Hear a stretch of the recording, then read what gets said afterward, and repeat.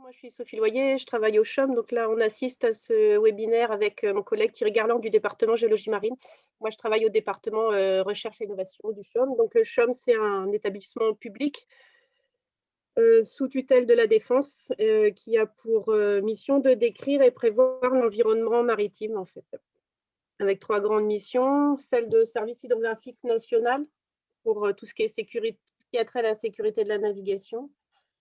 Une mission de soutien à la défense pour l'intervention des forces et puis une mission de soutien aux politiques publiques maritimes de l'État. Donc, si on passe la première diapo, la suivante. Donc, nous, en fait, pour le cas qui nous intéresse ici et pour lequel on intervient, c'est pour expliquer ce qu'on fait avec les images satellites pour extraire l'information de bathymétrie en zone littorale. Donc, pour ça, on a 2 méthodes de traitement qui coexistent.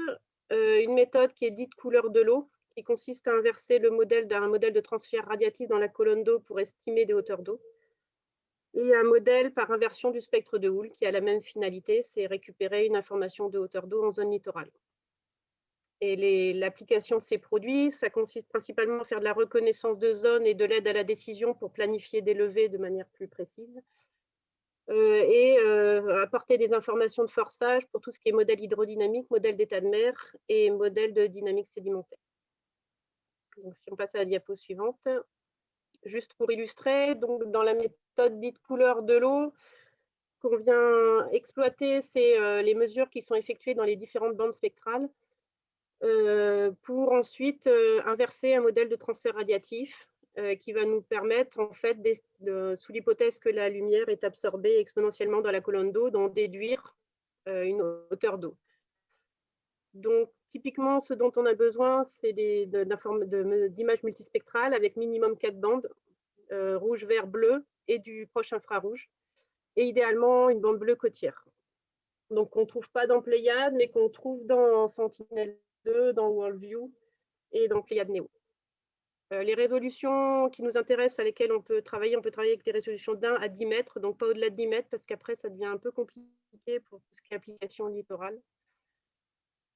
Cette méthode couleur de l'eau, ses limites, donc c'est bien entendu, il faut une mer calme pour que la mesure de la réflectance à la surface de l'eau soit le moins bruitée possible. Des eaux claires, puisqu'en fait, typiquement, il faut être capable de voir le fond. Il faut que la quantité de lumière qu'ait vu le satellite ait traversé la colonne d'eau, vu le fond, impacté le fond et soit revenu jusqu'au satellite. Donc des eaux claires, une mer calme et des prises de vue proches de la verticale. Diapositive suivante. Donc pour la seconde méthode qu'on utilise, donc ah oui, alors j'ai oublié de dire la première méthode, en fait, actuellement, donc nous aussi, on a, comme l'ONF, on a peu de RH en télédétection et donc on travaille en partenariat et avec des industriels et des académiques. Donc pour la méthode couleur de l'eau, on a un marché en cours avec un industriel qui est en train de nous prototyper une chaîne de traitement. Et pour la méthode d'inversion du spectre de Houle, on suit les possibilités de cette technique grâce à une R&T qui est menée par le CNES. Et donc, on a une convention de partenariat avec le CNES et l'IRD pour évaluer la validité des modèles de bathymétrie qui sont issus de cette méthode d'inversion de spectre de Houle. Donc, cette méthode, ce qu'elle permet de faire, c'est d'estimer des profondeurs d'eau à partir des caractéristiques de vagues. Donc, typiquement, elle exploite une méthode, elle se base sur des acquisitions de séquences d'images dont les traitements permettent de mesurer, d'extraire les informations de célérité et de longueur d'onde de la houle, et donc qui permettent ensuite d'inverser la relation de dispersion des vagues en milieu peu profond et donc d'estimer des hauteurs d'eau. Et elle permet également, ce qui est aussi intéressant, très intéressant, c'est de reconstituer un modèle d'élévation topo à partir de prises de vue stéréo.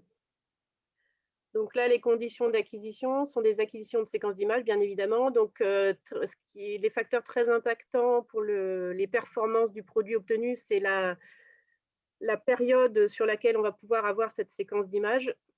Donc, typiquement, il faut au moins 1 minute, voire plus, et avec un delta T entre les différentes acquisitions d'images inférieures de l'ordre d'1 seconde maximum. Donc là, on est dans des conditions qui sont optimales pour faire s'approcher d'un mode vidéo et estimer des caractéristiques de propagation de houle. Voilà, les angles de visée, là, cette fois-ci, sont plutôt des angles de visée obliques. Donc, souvent des programmations qui sont demandées entre 35 et 45 degrés. Et puis, bien entendu, pour la configuration du site, ben là, être sur une côte où il y a un signal de vague significatif. Suivante. Diapo suivante. Ah, je ne vois pas la diapo suivante. Je ne sais pas si… Vous l'avez pas? Ah, c'est pas celle-là, voilà. là? Ok. C'est bon. Si, c'est bon, c'est bon, c'est Ça celle-là. prend du temps. Il y a peut-être un petit delta Je peux avant que ça rien. apparaisse à mon écran. Voilà, donc là, c'est juste pour très rapidement illustrer les types de produits qu'on est amené à réaliser à partir des images satellites. Donc, on réalise ce qu'on appelle des spatiocartes topo-littorales et des cartes terre-mer, en fait, qui permettent de faire une continuité entre la carte marine et la carte terrestre. Donc, sur les parties topo-littorales, ce qui nous intéresse, c'est de tracer les différents types de traits de côte. Est-ce qu'on est en présence de sable, de mangrove? Est-ce qu'on est sur du trait de côte artificiel? La nature de l'estran, et puis collecter des informations type infrastructure portuaire, présence de rivières, de routes, pour faire la continuité entre la partie maritime et terrestre. Diapositive suivante. Donc là, on est plus spécifiquement dans le cas d'application dont je vous ai parlé avec les deux méthodes, couleur de l'eau et inversion du spectre de houle. Donc là, on produit ce qu'on appelle des cartes bathymétriques. Donc, vous avez deux atolls en exemple, l'atoll de Taanea à gauche et un atoll dans l'océan Indien à droite. Donc, on fait deux types de produits. Soit on fait des rasters, c'est ce qu'il y a sur l'image de droite, où on a un modèle continu qui trace les hauteurs d'eau. Ou alors, on fait des produits vectorisés. C'est ce que vous voyez sur l'image de gauche, où là, on va représenter les hauteurs d'eau par tranche bathymétrique et appliquer dessus un aplat de couleurs pour visualiser l'évolution de la bathymétrie sur ces zones. L'intérêt de ces produits vectoriels, c'est qu'on vient coupler dessus après toutes les informations de topographie littorale, donc avec toute la partie estran. Diapositive suivante.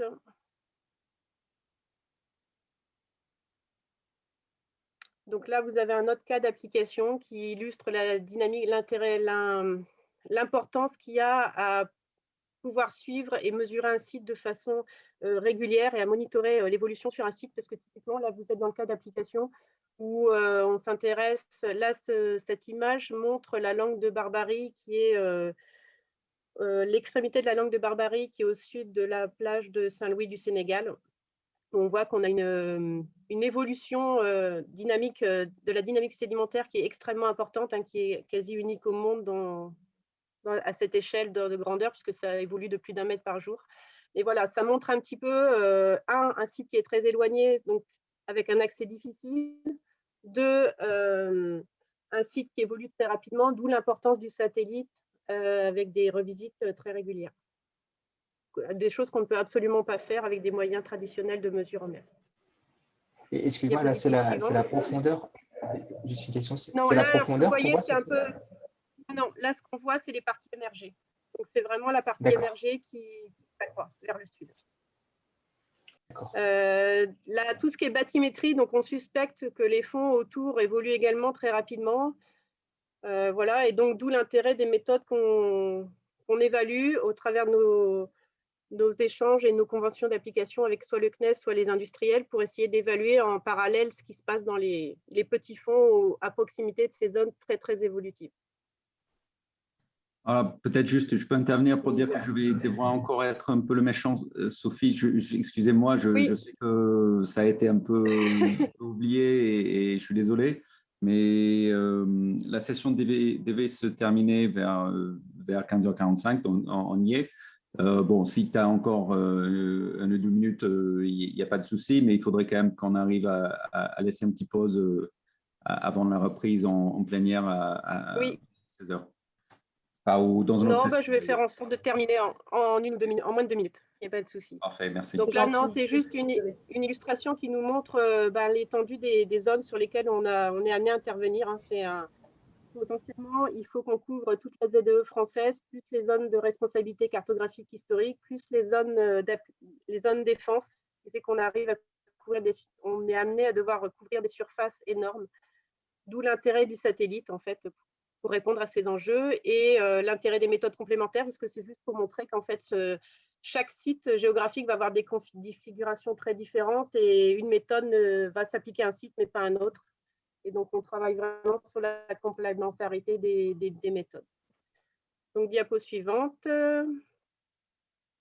Donc là, je vais passer très vite, c'était pour vous montrer comment on évaluait les performances des modèles. Donc, c'est en comparant avec des données de terrain.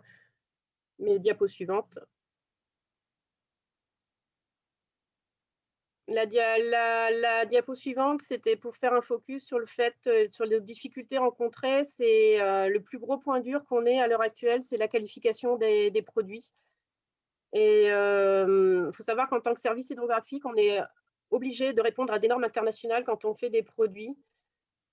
Et ces normes nous demandent de spécifier des précisions verticales et horizontales. Alors, horizontales, on maîtrise avec le satellite, mais verticales, une fois qu'on applique nos méthodes de traitement, et c'est des choses qui sont extrêmement complexes à obtenir parce qu'en fait, les résultats dépendent de facteurs environnementaux qui sont très durs à maîtriser.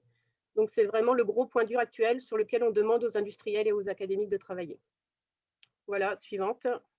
Et donc là, je pense que c'est la dernière. Les sources principales d'images qu'on utilise aujourd'hui, pour quelle que soit la méthode, hein, la 1 et la 2, c'est Pléiade et Sentinelle-2. L'intérêt, c'est les coûts de production qui sont faibles, les délais de traitement qui sont réduits. On peut, quand on utilise, alors pas pour la partie inversion de houle qui demande des programmations spécifiques, mais en tout cas pour la partie optique, on peut travailler avec des images d'archives. Donc on peut avoir des résultats très rapides. Le gros intérêt pour nous, c'est le non-recours à un déploiement nécessaire sur site et un taux de couverture et de revisite élevé. Quant aux limites, ben c'est les difficultés de programmation et de visibilité sur des acquisitions d'images, principalement pour toutes les séquences vidéo. Et le gros point dur, c'est ce que je vous avais dit avant, c'est l'optimisation en cours des algorithmes de traitement, notamment sur la maîtrise des incertitudes qui sont associées au produit. Voilà, et dernière. Et donc, l'intérêt des nouveaux capteurs. Donc, pour nous, il y a un enjeu fort autour de Pléiade Neo qui intègre une bande spectrale Deep Blue qui est extrêmement intéressante pour toutes les applications bathymétriques. Et pour CO3D, on attend beaucoup en termes d'agilité du satellite pour optimiser les prises de vue et séquentielles. Et voilà. Et on a un gros regard aussi tourné vers les futurs capteurs hyperspectraux. Principalement là, cette fois-ci, pour les méthodes couleur de l'eau. Et juste, voilà, non, ça c'était un autre exemple, mais du coup, je ne vais pas en parler. On a aussi une étude en cours sur l'utilisation de l'imagerie radar pour détecter la présence de plateformes pétrolières, parce que ça fait partie, il n'y a pas que la bathymétrie dans la sécurité de la navigation. Les plateformes pétrolières font partie des informations nautiques qu'on doit porter à la connaissance des usagers de la mer. Et donc, là encore, ça nécessite d'intervenir sur un territoire très large dans des zones éloignées. Et donc voilà, le satellite a encore toute sa place dans cette application.